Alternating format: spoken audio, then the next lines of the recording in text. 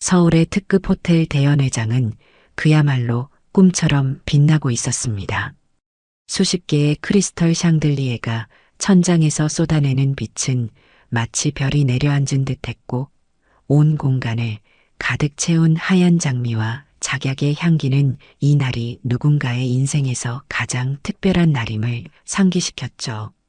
대성식품 회장 박혜숙의 장남 이민준과 플라워 디자이너 강은서의 결혼식, 언론에서는 세기의 결혼식이라 불렀습니다. 강은서는 드레싱룸 거울 앞에서 자신의 모습을 바라보며 깊은 숨을 내쉬었어요. 순백의 웨딩드레스는 그녀의 슬림한 몸매를 완벽하게 감싸 안았고 자신이 직접 디자인한 생화왕관은 그녀의 청초한 이미지를 더욱 돋보이게 했습니다. 손가락이 살짝 떨리는 것을 느끼며 강은서는 자신의 결혼 반지를 매만졌습니다. 드디어 오늘이네요. 믿기지가 않아요. 강은서의 눈에는 기쁨과 불안이 교차했습니다. 고아원에서 자란 그녀에게 재벌가의 며느리가 된다는 것은 꿈 같은 일이었죠. 25살에 고아원을 나와 끊임없이 노력해 자신의 자리를 만들어 온 그녀에게 이 모든 것은 동화 같은 이야기였습니다. 강은서는 거울 앞에서 잠시 눈을 감고 자신의 어린 시절을 떠올렸어요. 10살 때 교통사고로 부모님을 모두 잃고 고아원에 맡겨진 후 그녀의 삶은 고단했습니다. 다른 아이들처럼 어른들의 사랑과 관심을 받기보다는 스스로 자신을 보호하고 미래를 계획해야 했죠. 유일한 위안은 고아원 뒤편의 작은 정원이었어요. 그곳에서 그녀는 꽃을 가꾸며 잠시나마 상처를 잊을 수 있었습니다. 꽃이 저를 구했어요. 그리고 이제는 민준 씨가. 그녀는 중얼거리며 다시 눈을 떴습니다. 대학에서 화훼장식을 전공한 후 작은 원룸에서 시작해 지금의 플라워, 스튜디오, 블룸을 오픈하기까지 그녀는 수많은 밤을 지새웠습니다. 가끔은 포기하고 싶을 만큼 힘든 순간도 있었지만 그녀는 항상 다시 일어섰습니다. 그리고 마침내 작지만 단단한 자신만의 세계를 만들었죠. 은서 씨, 시간이 다 됐어요. 웨딩 플래너의 목소리에 강은서는 마지막으로 거울을 보며 미소 지었습니다. 어떤 일이 있어도 오늘만큼은 행복할 거예요. 민준과 함께라면 어떤 어려움도 이겨낼 수 있을 거라고 그녀는 굳게 믿었습니다. 웨딩홀로 들어서는 순간 모든 하객의 시선이 강은서에게 쏠렸어요. 그 중에서도 특히 날카로운 한 쌍의 눈이 있었습니다. 첫째 줄 중앙에 앉아있는 박혜숙이었죠. 검은색 정장 차림의 그녀는 단아하면서도 위압적인 존재감을 발산했습니다. 그녀의 얼굴에는 미소 한 점 없이 차갑게 식은 표정만이 자리했어요. 박혜숙은 손에 든 부채로 자신의 심장 부근을 부채질하고 있었습니다. 대성식품을 남편과 함께 일구고 남편이 사망한 후에는 혼자서 회사를 키워온 그녀에게 아들의 이 결혼은 모욕과도 같았죠. 그녀는 집안, 학벌, 배경 모두 완벽한 며느리를 상상해 왔습니다. 고아 출신의 평범한 꽃집 주인은 그녀의 상상과는 너무나 달랐어요. 고개를 빳빳이 들고 당당하게 걷는 모습 좀 봐. 내 아들이 어떤 함정에 빠진 건지. 박혜숙은 마음속으로 중얼거렸습니다. 그녀는 강은서가 이민준에게 접근한 것이 돈 때문이라고 확신했어요. 그리고 그 확신은 두 사람이 처음 만난 날부터 결혼식 준비 과정까지 계속해서 강화되었습니다. 강은서가 입장하자 모든 하객들이 일어섰습니다. 멀리서 이민준이 그녀를 바라보며 환하게 웃고 있었어요. 38세의 나이에도 여전히 소년 같은 미소를 짓는 이민준의 모습에 강은서의 가슴이 따뜻해졌습니다. 그는 그녀의 모든 것이었어요. 가족도 친구도 든든한 버팀목도 모두 이민준이었습니다. 저 사람을 위해서라면 어떤 어려움도 이겨낼 수 있을 거예요. 강은서는 마음속으로 다짐하며 천천히 걸음을 옮겼습니다. 하객들의 부러움 섞인 시선과 수군거림이 그녀의 귓가를 스쳤어요. 저 여자가 정말 고아 출신이래. 대성식품 회장님이 얼마나 반대했는지 알아? 이민준 사장이 어머니 뜻을 거역하고 결혼을 강행했다던데. 와, 저렇게 예쁜데 배경이 그렇다니 아깝다. 결혼식 준비하는 동안 회장님이 몇 번이나 방해했대. 장소 예약도 취소되고. 강은서는 그 모든 말들을 무시한 채 오직 이민준만을 바라보며 걸어갔습니다. 하지만 그녀의 마음 한구석에는 두려움이 자리 잡고 있었어요. 결혼식 준비 과정은 결코 순탄치 않았습니다. 예식장 예약이 갑자기 취소되고 드레스숍에서 주문이 뒤바뀌고 청첩장 인쇄에 오류가 생기는 등 이상한 일들이 계속 일어났죠.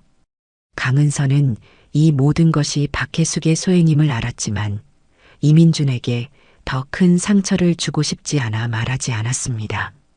이윽고 그녀가 재단에 도착하자 이민준이 그녀의 손을 꼭 잡아주었어요. 너무 아름다워요, 우리 은서. 이민준의 진심 어린 칭찬에 강은서의 눈가가 붉어졌습니다. 그는 언제나 그랬듯이 그녀만을 바라보고 있었어요. 세상 무엇보다 소중한 존재라는 듯이. 재단 옆에서는 이진우가 형의 들러리로 서 있었습니다. 겉으로는 미소를 짓고 있었지만 그의 눈은 웃고 있지 않았어요. 그는 형과 신부를 번갈아 바라보며 속으로 생각했습니다. 형, 내가 가진 모든 것이 부러워. 어머니의 사랑도 회사도 그리고 이제 이 여자까지. 이진우는 어린 시절부터 항상 형의 그림자였습니다. 이민준이 학교에서 상을 받으면 부모님은 너도 형처럼 노력해라라고 말했어요. 이민준이 대학에 들어가자 형이 간 학교를 너도 가야 한다고 했습니다. 그리고 이민준이 회사에 들어오자 그는 항상 이민준 전무의 동생으로 불렸죠. 그런 열등감이 이진우의 마음에 깊은 상처를 남겼고 그 상처는 점점 형에 대한 질투와 증오로 변해갔습니다. 하지만 그는 그 감정을 철저히 숨겼어요. 겉으로는 완벽한 동생 역할을 하며 형과 가족의 신뢰를 얻었습니다. 결혼식은 엄숙하고 아름답게 진행됐어요. 두 사람은 서로를 바라보며 영원한 사랑을 맹세했고 마침내 주례의 선언과 함께 부부가 되었습니다. 그런데 그 행복한 순간 강은서의 뇌리에 이민준과의 첫 만남이 번개처럼 스쳐 지나갔어요. 그날은 비가 내리는 5월의 어느 날이었습니다.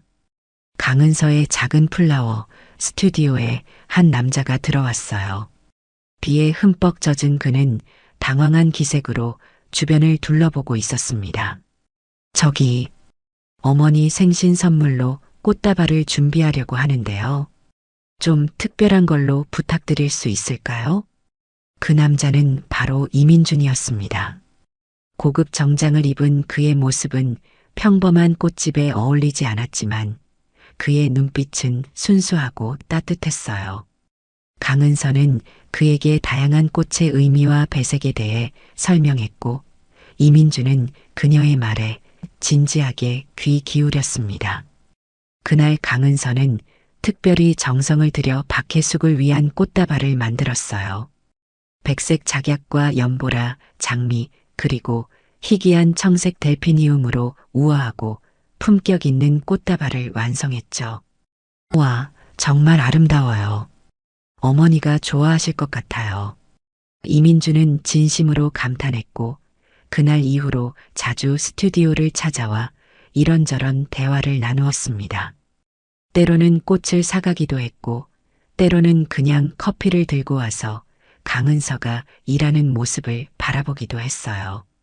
오늘은 사무실에 있어야 하는 거 아니에요? 회사 사장님이 이렇게 자주 자리를 비워도 돼요? 강은서의 농담에 이민주는 웃으며 대답했습니다. 괜찮아요. 회사보다 여기가 더 편해요. 이곳에 있으면 마음이 평온해져요. 처음에는 그저 친절한 고객으로만 생각했던 이민준이 어느 날 갑자기 고백을 했어요. 사실 꽃은 핑계였어요. 강은서 씨를 만나기 위해 계속 온 거예요. 제가 좀 철없나요? 그 말에 강은서는 웃음을 터뜨렸고 그렇게 두 사람의 사랑이 시작되었습니다. 처음 데이트는 한강공원에서 했어요. 이민주는 자신이 직접 만든 도시락을 가져왔고 강은서는 작은 꽃바구니를 준비했습니다. 그들은 한강변에 앉아 서로의 이야기를 나누었어요. 저는 10살 때 부모님을 잃었어요. 그때부터 고아원에서 자랐죠. 강은서의 말에 이민주는 그녀의 손을 꼭 잡아주었습니다. 앞으로는 외롭지 않게 해줄게요. 제가 은서 씨의 가족이 될게요. 그날 이후로 그들의 사랑은 깊어졌고 자연스럽게 결혼을 이야기하게 되었습니다. 하지만 모든 것이 순탄치만은 않았어요. 이민준의 정체가 대성식품 후계자라는 사실이 알려지면서 많은 것이 달라졌죠. 특히 박혜숙의 반대는 거셌습니다. 내 아들을 유혹한 요물이라고? 얼마면 돼? 말해봐. 박혜숙이 스튜디오로 찾아와 강은서에게 던진 첫 마디였어요. 그녀는 강은서의 배경을 모두 조사했고 고아 출신의 평범한 꽃집 주인이 자신의 아들과 결혼하는 것은 있을 수 없는 일이라 단언했습니다. 우리 민준이가 얼마나 순진한 줄 알아? 내가 접근한 이유가 뻔하지. 돈 때문이잖아. 강은서는 그 말에 상처받았지만 꿋꿋이 대답했습니다. 저는 이민준 씨가 대성식품 사장인 줄도 몰랐어요. 그리고 저는 제 힘으로 살아갈 수 있습니다. 돈이 필요하다면 지금처럼 일해서 벌면 되니까요. 박혜숙은 그녀의 말을 믿지 않았습니다. 그녀는 강은서를 향해 냉소적인 미소를 지었어요. 1억을 줄게. 민준이에게서 떨어져. 강은서는 그 제안에 고개를 저었습니다. 그녀에게 이민준은 돈으로 계산할 수 없는 존재였어요. 어머니, 제발 그만하세요. 제가 은서 씨를 사랑해요. 이민준의 결연한 태도에도 박혜숙은 물러서지 않았어요. 그녀는 강은서의 고객들에게 압력을 가하고 임대료를 올리도록 건물주를 회유하는 등 온갖 방법으로 강은서를 괴롭혔습니다. 하지만 강은서는 굴하지 않았어요. 그녀는 자신의 능력으로 새로운 고객을 확보했고 더 작은 공간으로 스튜디오를 옮겨 사업을 이어갔습니다. 민준 씨, 당신 어머니가 원하는 건 당신의 행복이 아니에요. 그냥 당신을 통제하고 싶은 거죠. 강은서의 말에 이민주는 깊은 한숨을 내쉬었습니다. 알아요. 어머니는 항상 그랬어요. 제가 하는 모든 결정에 간섭하고 자신의 뜻대로 저를 이끌려고 했죠. 하지만 이번만큼은 절대 양보할 수 없어요. 당신 없는 삶은 상상할 수 없으니까. 결국 이민주는 어머니의 반대를 무릅쓰고 강은서에게 청혼했습니다. 그리고 오늘 마침내 그들은 부부가 되었어요. 결혼식이 끝나고 피로연이 시작되었습니다. 화려한 샴페인 타워가 세팅되었고 최고급 요리들이 하객들을 위해 준비되었어요.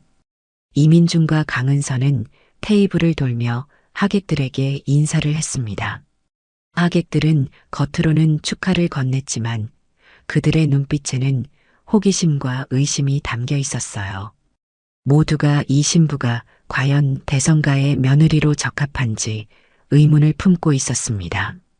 마침내 박혜숙이 앉아있는 메인 테이블에 도착했어요. 어머니, 축하해 주셔서 감사합니다.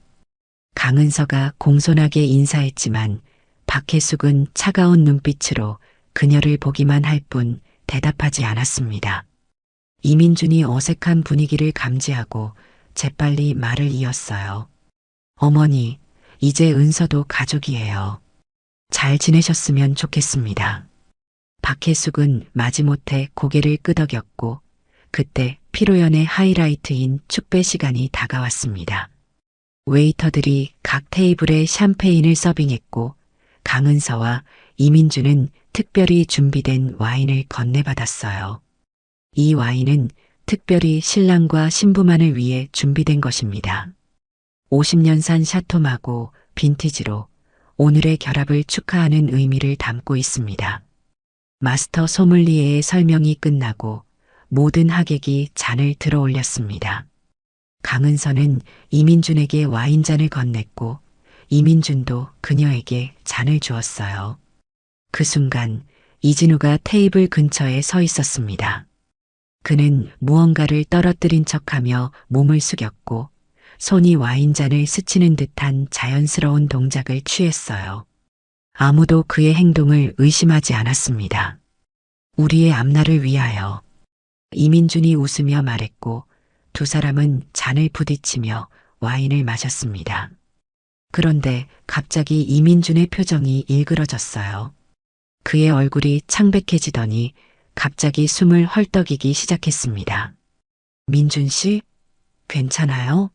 민준 씨. 강은서의 다급한 목소리가 웨딩홀에 울려 퍼졌습니다. 이민준은 갑자기 입에서 붉은 피를 토하며 바닥에 쓰러졌어요. 순식간에 웨딩홀이 아수라장이 되었습니다. 누가 좀 도와주세요. 의사 없으세요? 강은서의 절박한 외침에 몇몇 하객들이 달려왔지만 이미 이민준은 심하게 경련을 일으키고 있었어요.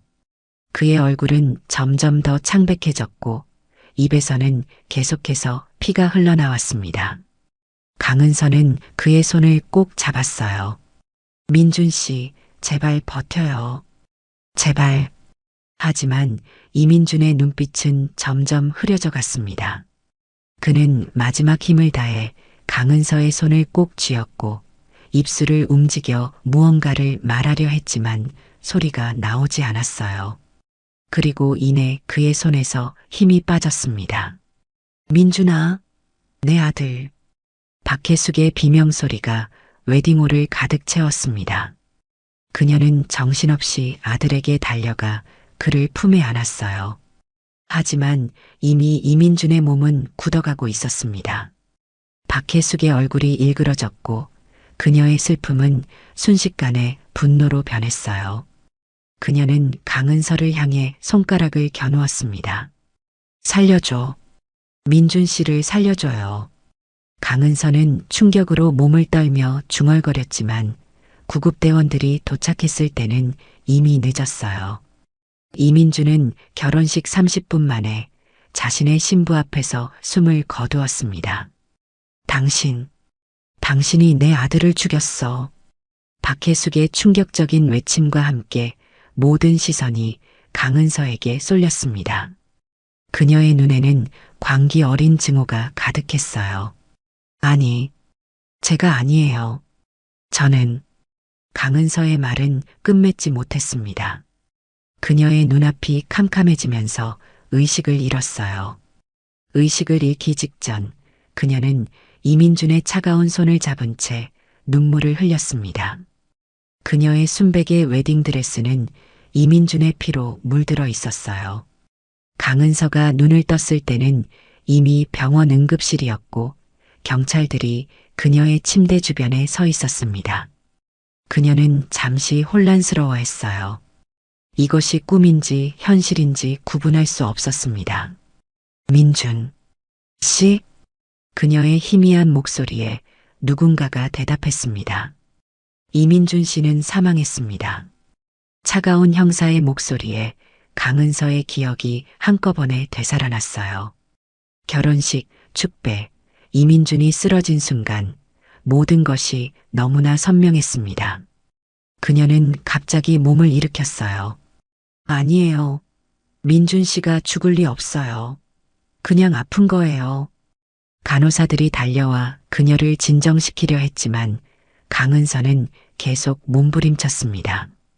그녀의 눈에서는 눈물이 멈추지 않았어요. 마침내 진정제 주사를 맞고 그녀는 조금 안정을 찾았습니다. 강은서 씨, 남편 이민준 씨의 사망 경위에 대해 몇 가지 질문이 있습니다. 형사의 질문은 간단하고 명료했지만 그 안에 담긴 의미는 강은서를 조여오는 올가미와 같았어요. 와인을 누가 선택했습니까? 잔을 직접 건넸습니까? 남편분과 사이에 불안은 없었습니까? 강은서는 정신이 아득해지는 느낌이었습니다. 아직도 이민준이 쓰러진 순간의 충격에서 벗어나지 못한 상태였어요. 그녀의 하얀 웨딩드레스는 이민준의 피로 얼룩져 있었고 꽃으로 장식했던 머리는 흐트러져 있었습니다. 저는 아무것도 하지 않았어요. 그저 와인을 건넸을 뿐이에요. 강은서의 목소리는 떨리고 있었습니다. 그녀의 말이 끝나기도 전에 형사의 차가운 음성이 다시 이어졌어요. 이민준 씨가 1,000억 원이 넘는 생명보험에 가입한 사실을 알고 계셨습니까? 수익자는 당신으로 되어 있더군요. 강은서의 얼굴이 창백해졌습니다.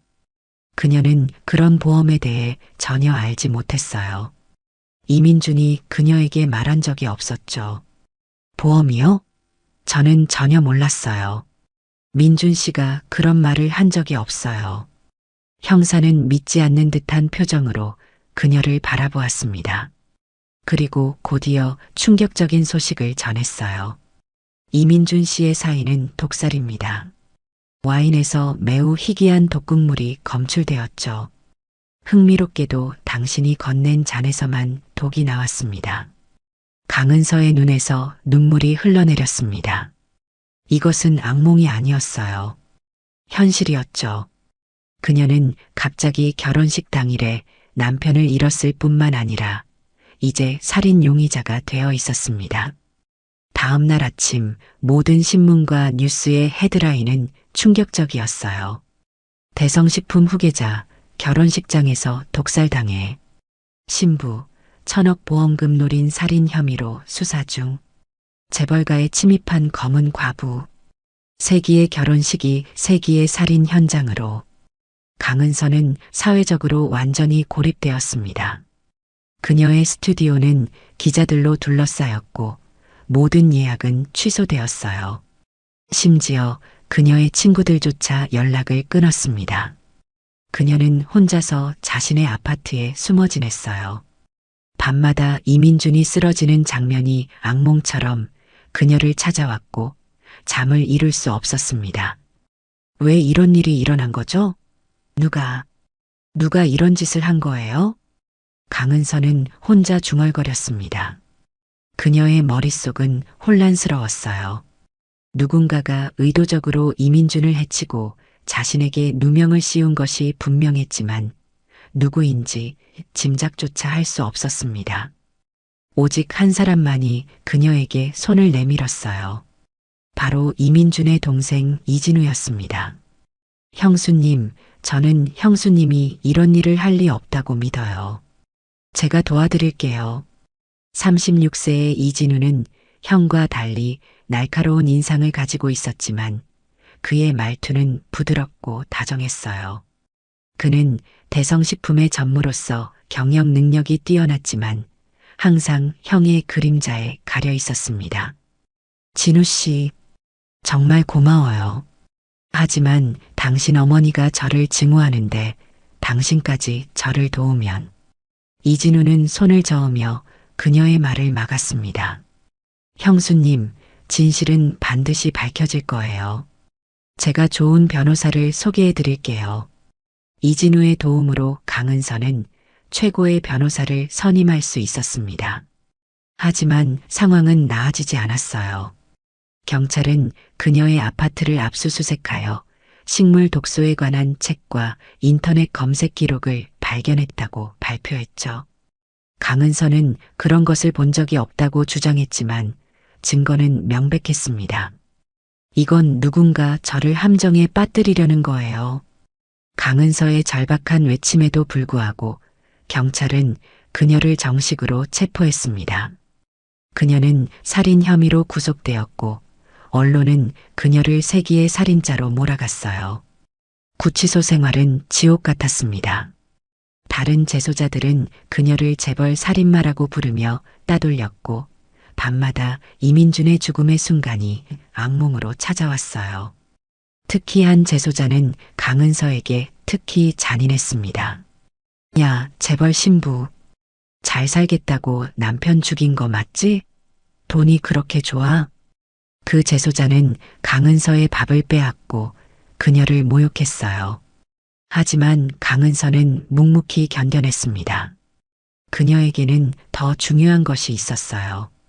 바로 자신의 결백을 증명하는 것이었습니다. 나는 민준 씨를 사랑했어. 절대로 그를 해치지 않았어. 그녀는 매일 밤 이 말을 되뇌며 견뎌냈습니다. 그러던 어느 날 한 재소자가 조용히 그녀에게 다가왔어요. 내가 너 같은 상황이었어. 남편이 죽었는데 내가 한 일이 아니었어. 결국 진범이 잡혔고 나는 무죄를 증명했지. 너도 포기하지 마. 그 작은 위로가 강은서에게 큰 힘이 되었습니다. 그녀는 더욱 굳게 자신의 결백을 믿으며 기다렸어요. 한편 박혜숙은 아들의 죽음으로 완전히 망가져 있었어요. 그녀는 사람들을 만나지 않았고 회사 일도 손에서 놓았습니다. 대신 그녀는 강은서를 벌주는 것에 모든 에너지를 쏟았어요. 그 여자가 감옥에서 평생 썩게 해야 해. 내 아들을 죽인 대가를 치르게 할 거야. 박혜숙은 검찰에 압력을 가하고 언론에 자신의 영향력을 행사하여 강은서에 대한 여론을 더욱 악화시켰습니다. 하지만 그녀의 마음 깊은 곳에서는 의문이 생겨났어요. 정말 강은서가 이민준을 죽였을까? 아들을 그토록 사랑했던 여자가 어떻게 그를 해칠 수 있을까? 그녀는 매일 밤 술로 슬픔을 달랬고 이민준의 사진을 바라보며 눈물을 흘렸습니다. 그러던 어느 날 밤 박혜숙은 이민준의 유품을 정리하다가 그의 노트북을 발견했습니다. 아들의 마지막 흔적을 찾고 싶은 마음에 그녀는 노트북을 켜봤어요. 암호를 여러 번 시도한 끝에 마침내 접속에 성공했고 그곳에서 결혼식 영상을 찾아냈습니다. 이건 민준이가 준비한 결혼식 영상이구나. 박혜숙은 아들이 직접 의뢰했던 결혼식 영상을 보며 눈물을 흘렸습니다. 영상 속 이민준은 행복해 보였고 강은서를 바라보는 그의 눈빛은 진심 어린 사랑으로 가득했어요. 박혜숙은 그 영상을 반복해서 보았고 마침내 피로연 장면에 이르렀을 때 그녀는 아들의 마지막 순간을 프레임 단위로 분석하기 시작했습니다. 그리고 마침내 예상치 못한 것을 발견했어요. 와인잔이 테이블에 놓여있는 짧은 순간 이진우의 손이 스쳐 지나가는 장면이었습니다. 그것은 매우 순간적이고 자연스러웠지만 반복해서 보니 이진우가 의도적으로 잔을 바꿔치기 한 것처럼 보였어요. 이게 무슨 의미지? 박혜숙의 가슴에 끔찍한 의심이 자리 잡기 시작했습니다. 그녀는 진실을 확인하기 위해 비밀리에 이진우를 조사하기 시작했어요. 그녀는 오랜 경험을 바탕으로 사설 탐정을 고용하고 이진우의 모든 행적을 조사했습니다. 그의 재정 상태, 행적, 심지어 인터넷 검색 기록까지 모두 파악했어요. 처음에는 별다른 것이 발견되지 않았습니다. 이진우는 겉으로 보기에 완벽한 아들이었어요. 회사에서도 성실하게 일했고 어머니에게도 효도했습니다. 하지만 박혜숙은 계속해서 조사를 이어갔어요. 그리고 마침내 충격적인 사실들이 하나둘씩 드러나기 시작했습니다. 이진우가 최근 몇 개월 동안 회사 자금을 빼돌려 도박빚을 갚았다는 사실과 그의 컴퓨터에서 희귀동물에 대한 검색 기록이 발견된 것이었어요. 더 충격적인 것은 이진우가 강은서의 집 열쇠를 복제해 그녀의 아파트에 몰래 들어가 증거를 조작한 흔적이 발견된 것이었습니다. 이럴 수가. 진우가 내 아들을. 박혜숙은 그 자리에 주저앉았습니다. 그녀의 온 세상이 무너지는 듯 했어요. 한 아들은 죽었고 다른 아들은 그 살인자였습니다. 더 끔찍한 것은 그녀가 무고한 여인을 살인자로 몰아 인생을 망쳤다는 사실이었죠. 박혜숙은 이제 무엇을 해야 할지 갈등했습니다. 진실을 밝히면 이진우는 감옥에 가겠지만 대성식품은 더 큰 스캔들에 휘말릴 것이었어요. 그녀가 평생 일구어온 회사의 명성이 한순간에 무너질 수도 있었습니다. 하지만 그녀의 양심은 더 이상 거짓을 견딜 수 없었어요. 내가 결국 두 아들을 모두 잃게 되는구나. 그녀는 마음을 굳히고 구치소로 향했습니다. 강은서를 만나러 가는 것이었어요.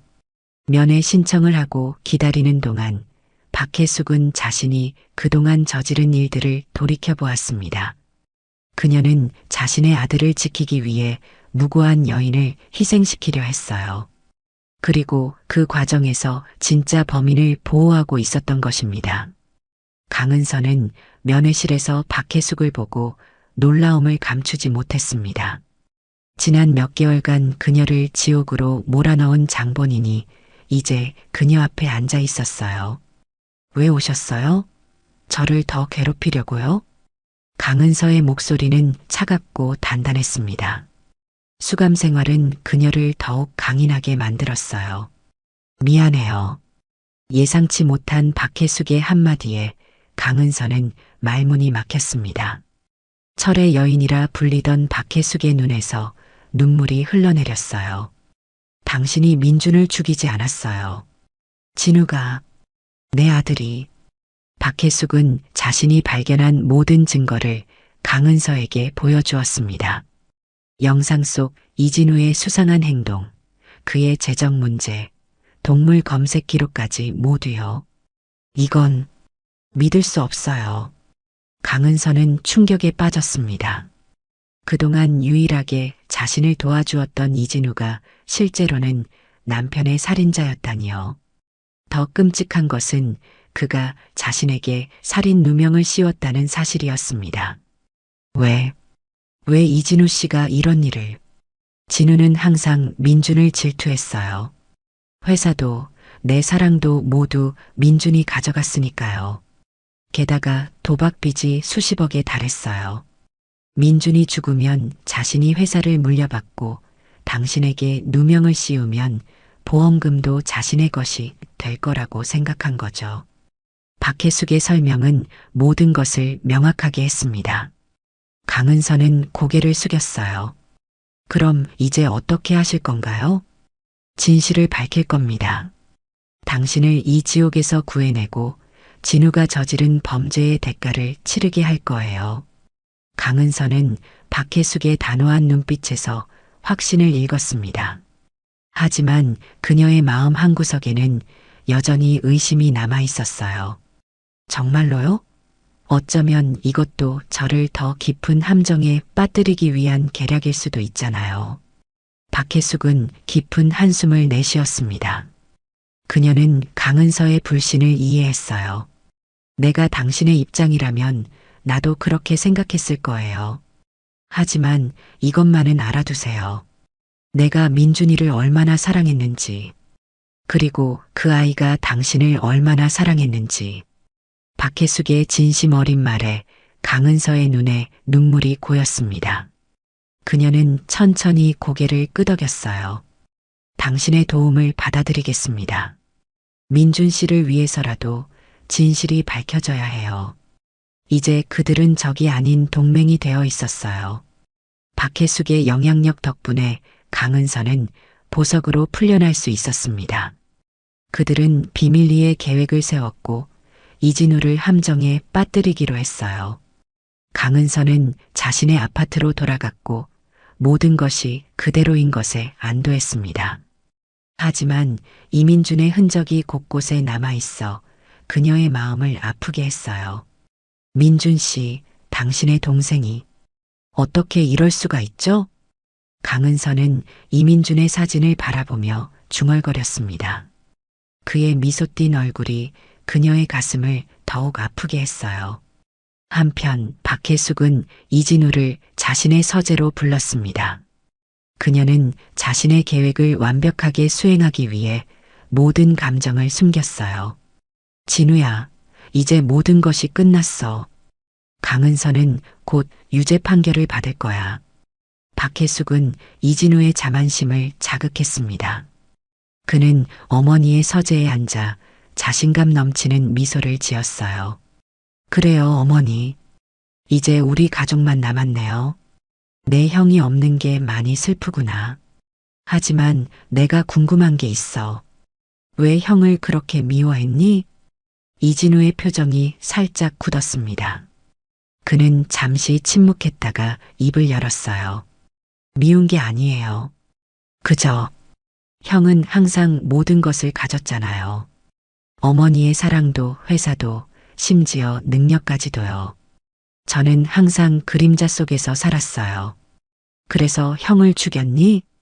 박혜숙의 직접적인 질문에 이진우는 놀라움을 감추지 못했습니다. 하지만 곧 그는 자신이 함정에 빠졌다는 것을 깨달았어요. 그의 눈이 날카로워졌습니다.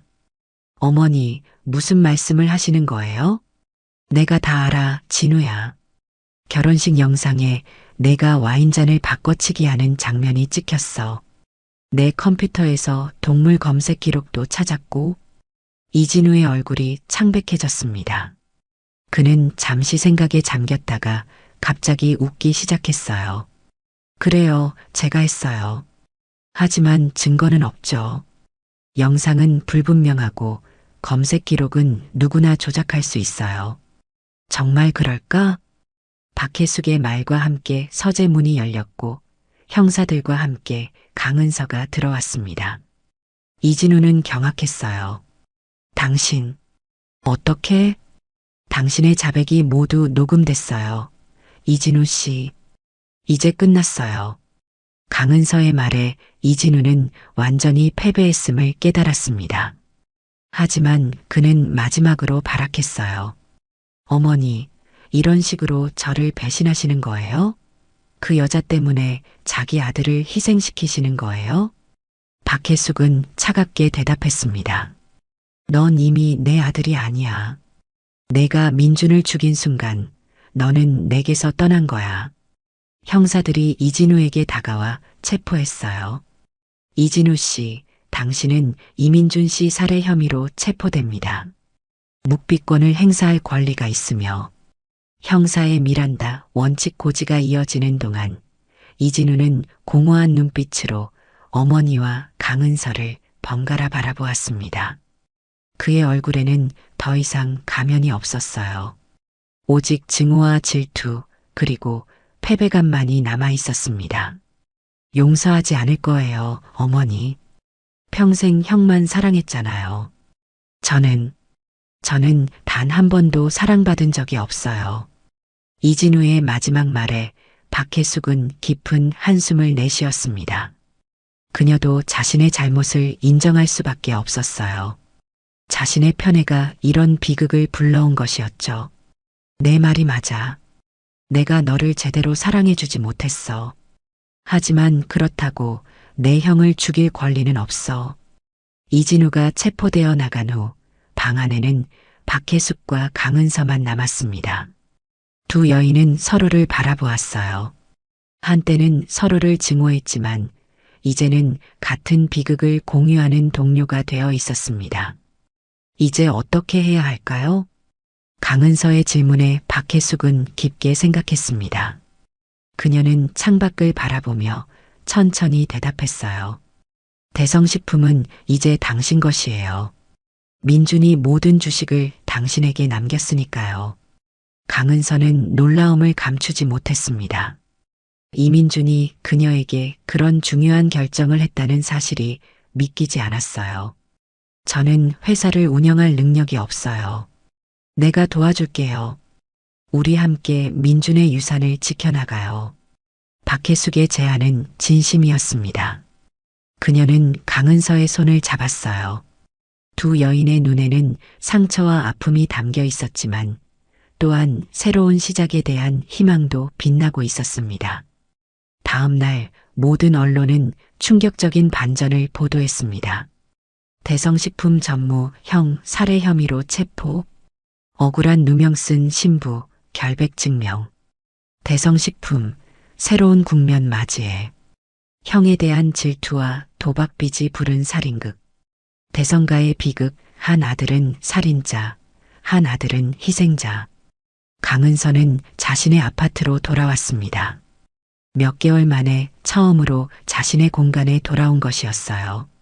모든 것이 그대로였지만 세상은 완전히 달라져 있었습니다. 이민주는 이제 없었고 그녀는 홀로 남겨져 있었어요. 아파트 거실에는 그녀와 이민준의 웨딩 촬영 사진이 걸려 있었습니다. 행복하게 웃고 있는 두 사람의 모습이 그녀의 가슴을 아프게 했어요. 민준 씨, 당신의 진짜 살인자를 찾았어요. 이제 편히 쉬세요. 강은서의 눈에서 눈물이 흘러내렸습니다. 그녀는 아직도 이민준을 사랑했고 그의 빈자리는 결코 채워질 수 없을 것 같았어요. 다음 날 아침 강은서는 박혜숙의 초대로 대성그룹 본사를 방문했습니다. 그곳에서 두 여인은 이민준의 유언장을 함께 확인했어요. 민준이는 당신을 정말 사랑했나 봐요.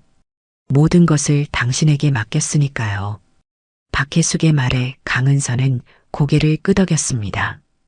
이민준의 사랑은 죽음을 넘어서까지 그녀를 지켜주고 있었어요.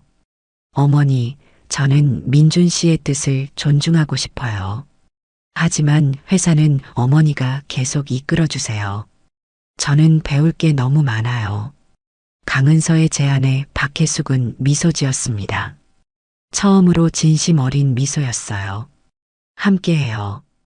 우리 둘이서 민준이의 꿈을 이어나가요. 두 여인은 서로를 바라보며 고개를 끄덕였습니다.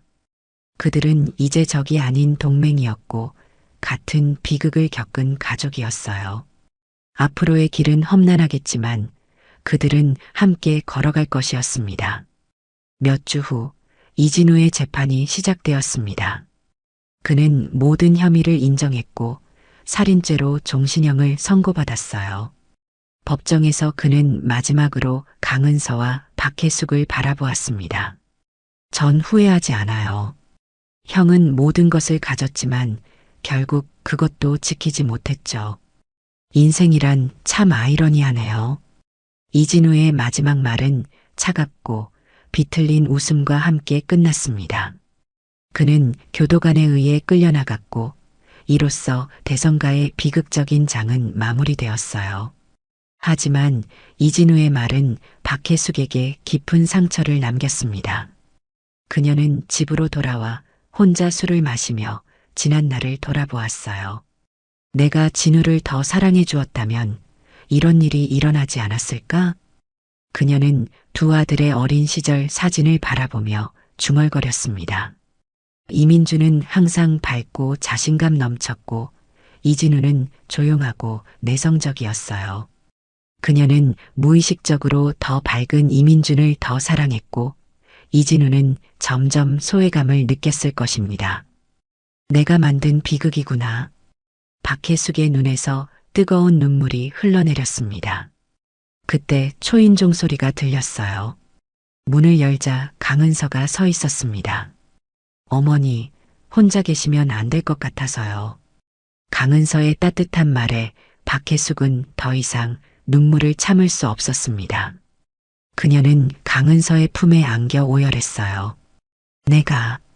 내가 모든 걸 망쳤어. 강은서는 박혜숙의 등을 토닥이며 위로했습니다. 아니에요, 어머니. 이건 어머니의 잘못이 아니에요. 이진우 씨가 선택한 길이죠. 그날 밤 두 여인은 오랜 시간 이야기를 나누었습니다. 이민준에 대한 추억, 그들이 겪은 고통, 그리고 앞으로의 계획까지. 그들은 서로에게 위로가 되었고 점점 서로를 이해하게 되었어요. 1년 후 대성식품은 박혜숙과 강은서의 공동 경영하에 더욱 번창했습니다. 강은서는 자신의 플라워 디자인 감각을 살려 회사의 이미지를 새롭게 했고 박혜숙은 그녀의 경험과 지혜로 사업을 안정적으로 이끌었어요. 그들은 이민준의 이름으로 장학재단을 설립했고 고아와 취약계층 청소년들을 지원하기 시작했습니다. 강은서의 과거처럼 힘든 환경에서 자란 아이들에게 새로운 기회를 주는 것이었어요. 민준 씨라면 이런 일을 좋아했을 거예요. 강은서는 재단 개소식에서 말했습니다. 많은 기자들이 그녀의 변화된 모습에 감탄했어요. 한때 살인 용의자로 지목되었던 여인이 이제는 성공적인 경영자이자 자선사업가로 변모한 것이었습니다. 또한 강은서는 자신의 플라워 스튜디오를 다시 열었어요. 이번에는 더 크고 화려하게요. 그곳은 단순한 꽃집이 아니라 꽃치료와 원예 교육을 제공하는 복합문화 공간이 되었습니다. 특히 트라우마를 겪은 아이들을 위한 프로그램이 인기를 끌었어요. 꽃이 저를 치유했듯이 다른 사람들도 치유되길 바라요. 강은서의 말처럼 많은 사람들이 그곳에서 위로를 받았습니다. 박혜숙도 가끔 그곳을 찾아와 원예 수업을 들었어요. 그녀는 처음으로 자신만의 시간을 가지며 내면의 평화를 찾아가고 있었습니다. 어느 봄날 강은서와 박혜숙은 함께 이민준의 묘소를 찾았습니다. 그들은 나란히 서서 그를 추모했어요. 민준 씨, 보고 있나요? 저희가 어떻게 지내는지. 강은서의 목소리는 부드럽게 바람에 실려 흘러갔습니다. 박혜숙은 그녀의 손을 잡았어요. 내 아들은 현명했어. 당신을 선택한 것을 후회하지 않을 거야. 강은서의 눈에서 눈물이 흘러내렸습니다. 그녀는 이제 혼자가 아니었어요. 비록 사랑하는 남편은 잃었지만 새로운 가족을 얻었습니다. 아이러니하게도 그녀를 파멸시키려 했던 시어머니가 이제는 그녀의 가장 가까운 동맹이 되어 있었어요. 가요, 어머니. 회사에 갈 시간이에요. 강은서의 말에 박혜숙은 고개를 끄덕였습니다. 두 여인은 천천히 묘소를 떠났어요. 그들의 앞에는 아직 많은 도전과 시련이 기다리고 있었지만 이제 그들은 함께였습니다. 이민준의 죽음이 가져온 비극은 끝났고 새로운 시작이 그들을 기다리고 있었어요. 그들은 함께 차에 탔고 박혜숙이 문득 물었습니다. 은서야, 후회는 없니? 민준이를 만나지 않았다면 이런 고통을 겪지 않았을 텐데. 강은서는 잠시 생각에 잠겼다가 대답했어요. 아니요, 어머니. 민준 씨를 만난 것은 제 인생에서 가장 행복한 일이었어요. 비록 짧은 시간이었지만 그 사랑은 영원할 거예요. 박혜숙은 감동받은 듯 강은서의 손을 꼭 잡았습니다. 고마워, 우리 며느리. 봄바람이 부드럽게 불어오며 벚꽃잎을 흩날렸습니다. 마치 이민준이 그들을 축복하는 것처럼요. 강은서는 마지막으로 뒤를 돌아보았고 작은 미소를 지었습니다. 안녕, 민준 씨. 사랑해요. 영원히. 그녀의 말은 바람에 실려 하늘로 올라갔고 두 여인은 함께 미래를 향해 걸어갔습니다. 결혼식 30분 만에 숨진 남편과 잠시 후 밝혀진 충격적 진실은 이제 그들의 과거가 되었지만 그 진실은 그들에게 새로운 삶의 시작점이 되었어요. 인생은 때로 가장 어두운 순간에서 가장 밝은 빛을 발견하게 하는 법이니까요. 그리고 그들의 이야기는 많은 사람들에게 희망의 메시지가 되었습니다. 어떤 고난과 역경 속에서도 진실은 결국 밝혀지고 정의는 실현된다는 것을요. 그것이 비록 기다림과 인내, 그리고 눈물을 요구할지라도 결국에는 빛이 어둠을 이긴다는 진리를 보여주었습니다. 강은서와 박혜숙은 이제 서로에게 의지하며 새로운 삶을 살아가고 있습니다. 그들의 관계는 더 이상 시어머니와 며느리가 아닌 같은 상처를 가진 두 여인, 같은 목표를 향해 나아가는 동반자로 변화했어요. 그리고 그 변화는 그들 모두에게 치유와 성장의 기회가 되었습니다. 결혼식 30분 만에 숨진 남편, 그리고 잠시 후 밝혀진 충격적 진실. 그 비극적인 시작은 이제 희망적인 새 장으로 넘어가고 있었습니다.